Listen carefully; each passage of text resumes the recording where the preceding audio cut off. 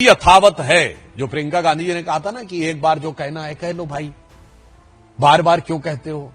मजे की बात यह है, खानदान तो लगातार है, हमसे कहते हैं बार बार क्यों है। करने के लिए बहुत सजगता के साथ, सक्रियता के साथ आगे बढ़ रहा है, परंतु इसी के साथ यह विषय भी महत्वपूर्ण हो जाता है कि वो किन विचारों के साथ, किस स्वरूप में और किस दृष्टि के साथ आगे बढ़ रहा है, अथवा उस भारत की पहचान और स्वरूप क्या होगा। इसका बहुत महत्व इसलिए भी बढ़ जाता है कि माननीय प्रधानमंत्री जी ने कल ही यह घोषणा की थी कि 1 वर्ष तक श्री सोमनाथ मंदिर के विध्वंस के 1000 वर्ष पूर्ण होने के बाद जो उसके गौरव की पुनर्प्रतिष्ठा हुई थी, उसके उत्सव के रूप में इसे मनाया जाएगा। यहां पर विषय मात्र एक मंदिर नहीं है, यहां पर विषय श्री नरेंद्र मोदी जी मात्र एक प्रधानमंत्री नहीं है, और यहां पर विषय तमाम विरोधी दलों के द्वारा किया जा रहा व्यक्तिगत विरोध नहीं है। यहां पर विषय यह है कि भारत का स्वरूप और भारत की पहचान, और विकसित होने के बाद भारत की पहचान क्या होगी। इस संदर्भ में मैंने आज कुछ विषय आप लोगों के संज्ञान में एक्स पर पोस्ट करके लाए थे। यहां पर मैं स्पष्ट करना चाहता हूं कि भारत के प्रथम प्रधानमंत्री श्री जवाहरलाल नेहरू जी से हमारा कोई व्यक्तिगत विरोध नहीं है। जो विरोध है वो सैद्धांतिक और व्यवहारिक है। जैसे श्री नरेंद्र मोदी जी एक व्यक्ति नहीं है, एक अधिष्ठान है, उसी प्रकार जवाहरलाल नेहरू जी एक नेता नहीं है, बल्कि एक विचार के प्रतीक हैं। और वो विचार भारत के लिए कितना भयावह और खौफनाक था, और उसके उस असली चेहरे के ऊपर कितना बड़ा पर्दा डाल के रखा गया था, वो आज जानने की आवश्यकता है। जैसा कि आप सबने देखा होगा कि बहुत ही दुखद बात है कि अप्रैल 1951 में जवाहरलाल नेहरू जी पाकिस्तान के तत्कालीन प्रधानमंत्री को पत्र लिखते हैं, और उल्लेखनीय बात यह भी है कि लियाकत अली जो पाकिस्तान के फर्स्ट प्राइम मिनिस्टर बने, यह अंतरिम सरकार में, यानी 1946 2 सितंबर को जब नेहरू जी प्रधानमंत्री बने थे तो उनके वित्त मंत्री थे, और बजट उन्होंने प्रस्तुत किया था अंतरिम सरकार का। और इस बात का उल्लेख प्रणब मुखर्जी जी ने अपनी 2009-10 की बजट स्पीच में भी किया है। उनके लिए लिखते हैं माई डियर नवाबजादे, यानी वो डियर भी हैं और नवाबजादे भी हैं। सम्मान से अभिभूत होकर वो ये कह रहे हैं कि मैं ये बात स्पष्ट करना चाहता हूं कि जो सोमनाथ का मंदिर में हो रहा है वो बिल्कुल गलत है, उसको लेकर कोई प्रचार दुष्प्रचार नहीं करना चाहिए। और इसके अलावा उसमें एक लाइन वो कह रहे हैं जो मैं आपके सामने रिपीट करना चाहता हूं। The story of the gates of Somnath temple being brought back to India from Afghanistan is completely false and there is not an atom of truth in it. तो साहब वो ये कहते हैं कि जब महाराजा रणजीत सिंह ने काबुल जीता था तो उन्होंने सबसे पहले सोमनाथ के उन दरवाजों को मांगा था कि वो कहां हैं। ये पूरी तरह फॉल्स है। There is not an atom of truth in it. अब मैं कोट करना चाहता हूं खुद कांग्रेस सरकार के द्वारा आधिकारिक रूप से published Maharaja Ranjit Singh by L S. Bakshi, page number 15, published by ministry of information and broadcasting, new Delhi in 1992। सरकार कह रही है कि Ranjit Singh made no distinction between the Hindus and Sikhs among their subject when the combined forces of East India Company and Ranjit Singh defeated Shah Shuja in Kabul। आगे ध्यान दीजिएगा, जब उन्होंने काबुल को कैप्चर किया, one of the term inserted by Ranjit Singh ji in the treaty that followed was the doors of Somnath temple plundered by Mahmud Ghazni should be return to India. अब महाराजा रणजीत सिंह सही हैं या पंडित जवाहरलाल नेहरू जो लियाकत अली की खिदमत में उनकी मिजाज पुरसी में लगे हुए हैं वो सच बोल रहे हैं, या भारत सरकार के द्वारा 1992 में इंफॉर्मेशन ब्रॉडकास्टिंग मिनिस्ट्री के द्वारा पब्लिश्ड बात सत्य है।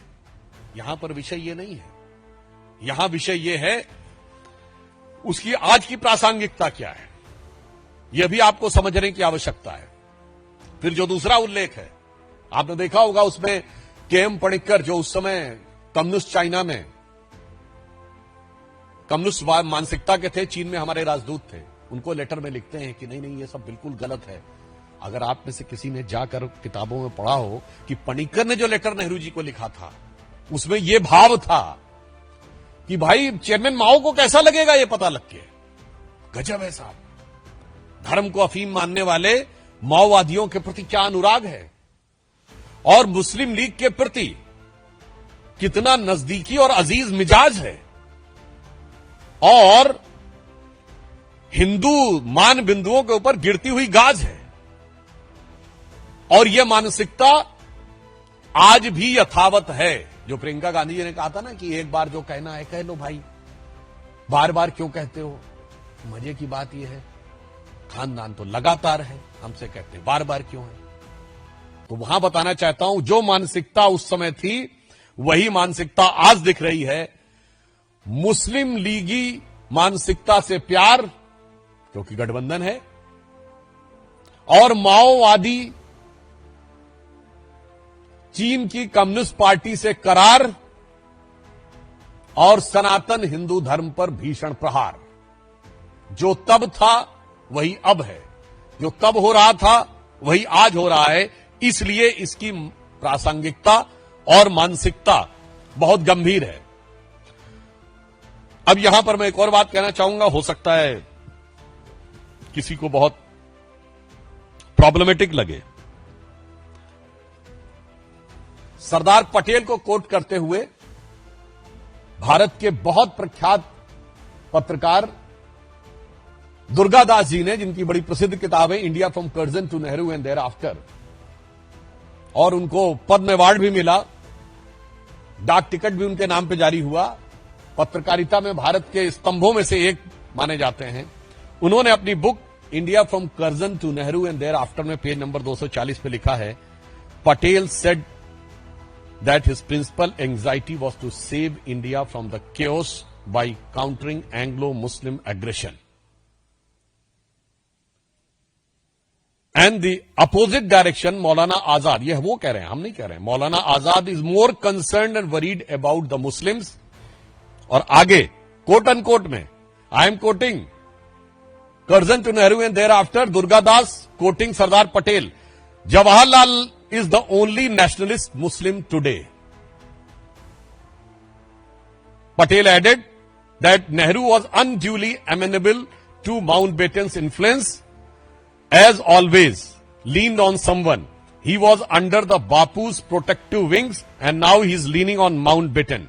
Page number 240, India from Curzon to Nehru and thereafter. हम नहीं कह रहे, अब चलिए ये तो किसी दूसरे ने कहा। Now I am quoting a book जिसमें नेहरू को कोट किया जा रहा है। The source is Stanley Walpole Nehru, A Tryst with Destiny, Oxford Press, 1996। जो कोट कर रहा है जॉन केनेथ गैल्ब्रेथ, जेके गैल्ब्रेथ, जो सबसे लंबे समय तक नेहरू जी के टाइम में भारत में अमेरिका के राजदूत रहे। उससे वो कह रहे हैं कि नेहरू स्वयं कह रहे हैं, Galbraith, I am the last English ruler of India, prime minister Jawaharlal Nehru verily told American ambassador. मुझे लगता है कांग्रेस को इन सारी बातों को गंभीरता से लेना चाहिए था उस समय। आज तो दौर निकल गया, थोड़ा उनपे नोटिस भेजने चाहिए थे उन लोगों को, मगर ध्यान रखना चाहिए था कि बहुत सारी बातों का बड़ा अपेक्षित रिकॉर्ड भी होता है। अब मैं यहां कहना चाहता हूं, ऐसा नहीं कि कांग्रेस पार्टी में सभी लोग ऐसे थे। कांग्रेस पार्टी में अनेक नेता ऐसे थे जो भारत और भारतीयता की पहचान के लिए पूरी तरह कृत संकल्पित थे। सरदार पटेल के साथ साथ मैं कोट करना चाहता हूं के.एम. मुंशी जी, कन्हैयालाल माणिकलाल मुंशी जी, जो कि सोमनाथ मंदिर की उस आयोजन समिति के अध्यक्ष थे। उन्होंने अपनी किताब में लिखा, ये 24 अप्रैल 1951 को, और वो नेहरू जी को लेटर लिखते हैं और सोर्स है पिलग्रिमेज टू फ्रीडम।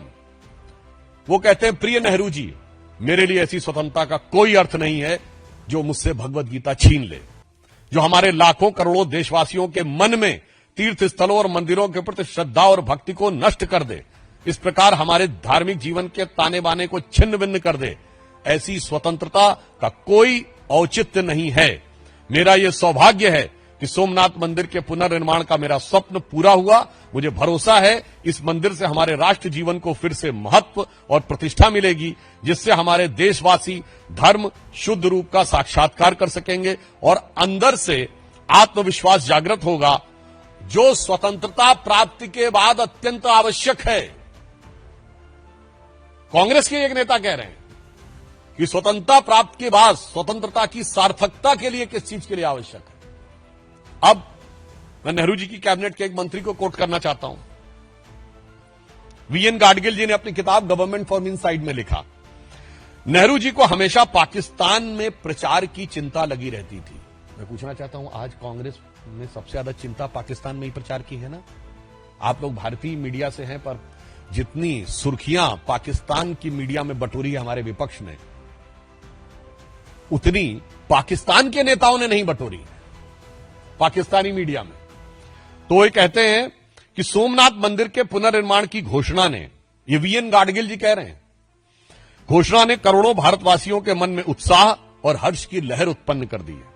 गाडगिल जी आगे लिखते हैं कि पीडब्ल्यूडी मंत्री के नाते मैंने नेहरू जी के आदेश पर कई मस्जिदों और दरगाहों की मरम्मत सरकारी खर्च पर करवाई है। अब बताइए साहब, उनका मिनिस्टर कह रहे हैं कि उन्होंने नेहरू जी के आदेश पर सरकारी खर्च से मस्जिदों और दरगाहों की मरम्मत कराई है, परंतु यदि मंदिर का निर्माण स्वयं प्रेरणा से भी हो रहा है तो उसमें जाने से परहेज करना चाहिए। मुझे लगता है कि ये दर्शाता था कि भारत की स्वतंत्रता के बाद भी मानसिक रूप से हम मैकाले की मानसिकता से भरे हुए थे। इसलिए माननीय प्रधानमंत्री जी ने जो बात कही है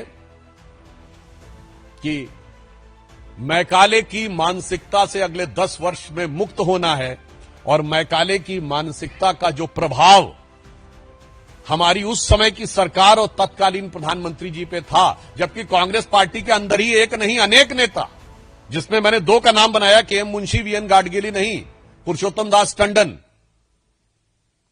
डॉक्टर राजेंद्र प्रसाद, के.एम. मुंशी, सी राजगोपालाचारी, सरदार पटेल, ये सब लोग इस विचार के थे, डॉक्टर संपूर्णानंद, परंतु उन विचारों को ध्वस्त करके उस मानसिकता का जो आवरण बना के रखा था, तो मैं कह सकता हूं भारत को मानसिक गुलामी से मुक्त करने का अभी भी अंतिम चरण बाकी है,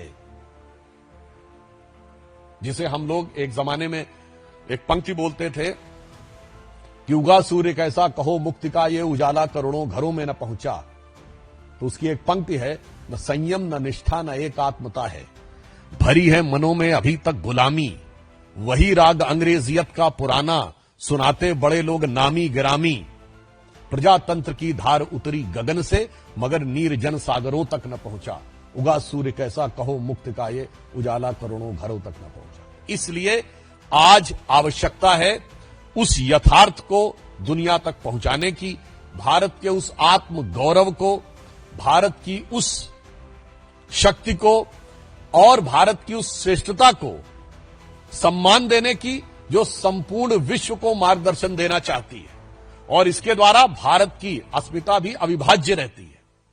जब आप श्री सोमनाथ के आगे श्रद्धा से सर झुकाते हैं, तो वही श्रद्धा का भाव आपके मन में उत्तर में अमरनाथ से लेकर दक्षिण में रामेश्वरम तक और मल्लिकार्जुन से लेकर काशी विश्वनाथ तक जुड़ जाता है।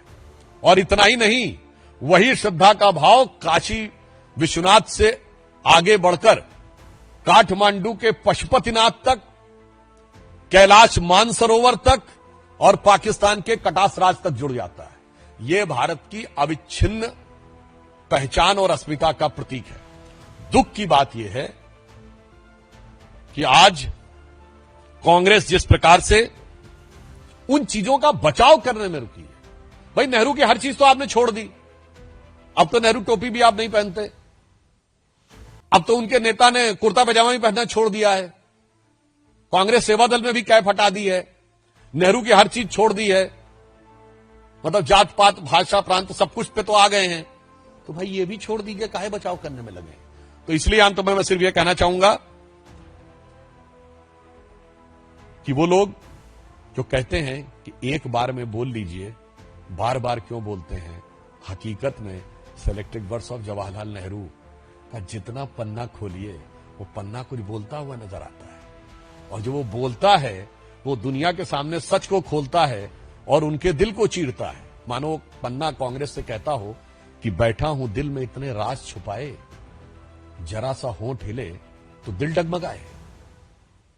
और उसके बाद जब कभी ईमानदारी से कोई कांग्रेसी उन पन्नों को पलटता होगा तो मुझे लगता है कि उसको वो पुराना गीत याद आता होगा कि कभी खुद पे, कभी हालात पे रोना आया और जो बात निकली तो हर एक बात पे, या पन्ने पलटे तो हर एक बात पे रोना आया।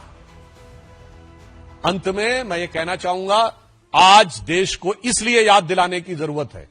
दुनिया में शायद बहुत कम देश होंगे जिनका 1000 साल की कंटिन्यूम हिस्ट्री दिख रही हो। श्री सबरीमला में 2000 साल से ज्योति जल रही है। कोई बहुत से ऐसे देश नहीं है, मेरे ख्याल से शायद ही कोई एक देश हो जहां 2000 साल का कंटिन्यूम दिखाई पड़ रहा हो। तो दो विकल्प हैं। एक तरफ वो विचारधारा जो ये मानती थी भारत कभी एक देश नहीं था, यहां एक देश के रूप में रह नहीं पाएगा, वो विचारधारा आज भी जो कांग्रेस में जीवित है, अर्बन नक्सल थॉट, जिसको कैसा भारत चाहिए, उत्तर दक्षिण में लड़ता हुआ भारत, भाषाओं में लड़ता भारत, प्रांतों में लड़ता भारत, जातियों में लड़ता भारत और हर मुद्दे पे लड़कर बिखरता भारत। और एक तरफ प्रधानमंत्री श्री नरेंद्र मोदी जी के नेतृत्व में समस्त प्रकार की भिन्नताओं के बीच में एक भारत और श्रेष्ठ भारत के भाव के साथ विकसित होकर निखरता भारत। धन्यवाद।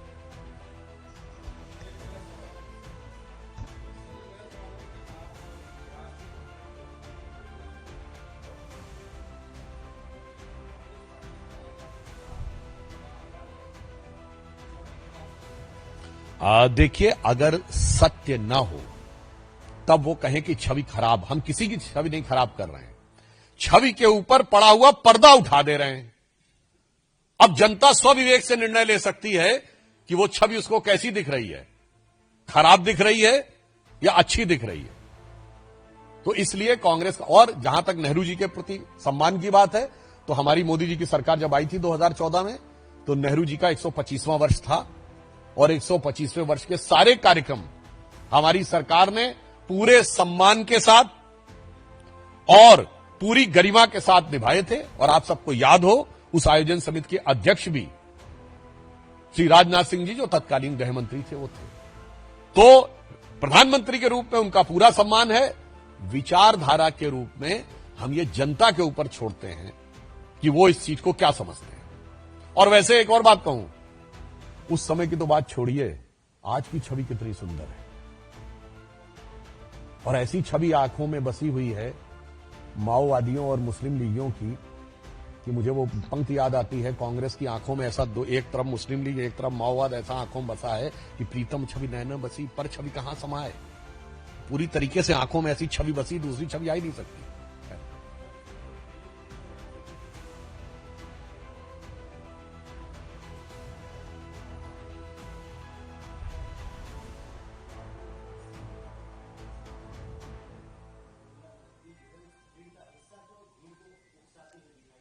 देखिए, जो कुछ भी हो रहा है वो न्यायालय के आदेश पर विधिक प्रक्रिया के अनुरूप विशुद्ध, ऑब्जेक्टिव और प्रोफेशनल, यानी वस्तुनिष्ठ और व्यावसायिक दृष्टि से हो रहा है। इस पर पत्थरबाजी से भी बाज आना चाहिए और बयानबाजी से भी बाज आना चाहिए। देखिए, वो लोग आदतन बोलते हैं इस तरह के वातावरण में, माहौल को उकसाकर, डाइवर्ट करके, भ्रम पैदा करके, इंडी गठबंधन के दलों में जो आपसी प्रतिस्पर्धा है कट्टरपंथी वोटों के लिए, ये उसका एक अंग है मुझे लगता, मगर देश की जनता इसको बहुत गंभीरता से नहीं लेती।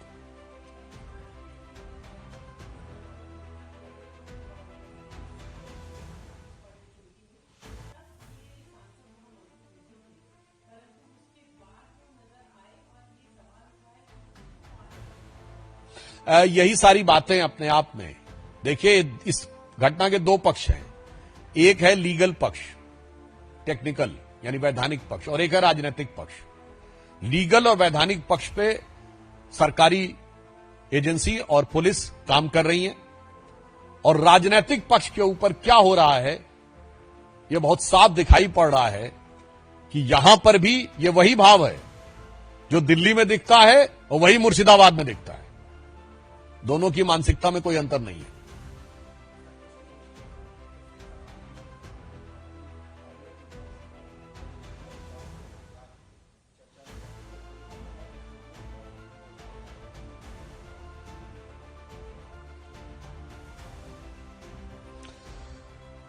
एक ही हमारा स्टैंड बहुत स्पष्ट है। भारत सरकार एक नहीं कई बार इस बातों को दृढ़ता से कह चुकी है। हमारे विदेश सचिव वहां जाकर बात करके आए हैं। उसके बाद ही पहली बार बांग्लादेश की सरकार ने सांप्रदायिक हिंसा की बात स्वीकार की थी। 80 से अधिक केसेस दर्ज हुए थे, और भारत सरकार ने बांग्लादेश में बदली हुई परिस्थितियों को ध्यान में रखते हुए भारतीय बंदरगाहों से, मैं पुनः ये बात स्पष्ट करना चाहता हूं, भारतीय बंदरगाहों से व्यापार करने के लिए जो बांग्लादेश को फ्री एक्सेस मिला हुआ था उसे समाप्त कर दिया है। हम अपनी तरफ से कार्य कर रहे हैं, मगर जिन लोगों को वहां पर, ये वही लोग हैं ना जो सीए में कहते थे कि प्रोसिक्यूशन तो नजर नहीं आता है, और ये वही लोग हैं जो कहते थे कि नहीं नहीं नहीं नहीं, सिर्फ आप नॉन मुस्लिम्स को क्यों दे रहे हैं, हिंदू, सिख, जैन, बौद्ध, ईसाई को ही क्यों दे रहे हैं, मुस्लिम्स को क्यों नहीं दे रहे हैं। आज मुझे लगता है कांग्रेस पार्टी और विपक्षी दलों को सीए के दौरान शाहीन बाग जैसे आंदोलन करने के लिए देश से माफी मांगनी चाहिए, क्योंकि जिन लोगों ने उस समय यह कहा था कि उन्हें प्रोसिक्यूशन नहीं दिख रहा है, कि भारत सरकार प्रोसिक्यूशन के बेस के ऊपर यह कर रही है, मुझे लगता है कि पाकिस्तान और बांग्लादेश दोनों के, और आजकल बांग्लादेश में विशेष रूप से वो हिंदू इन दलों से कह रहा है कि इधर तो मेरे दर्द की इंतहा नहीं, और तू कहता है कि जख्म दिखता नहीं।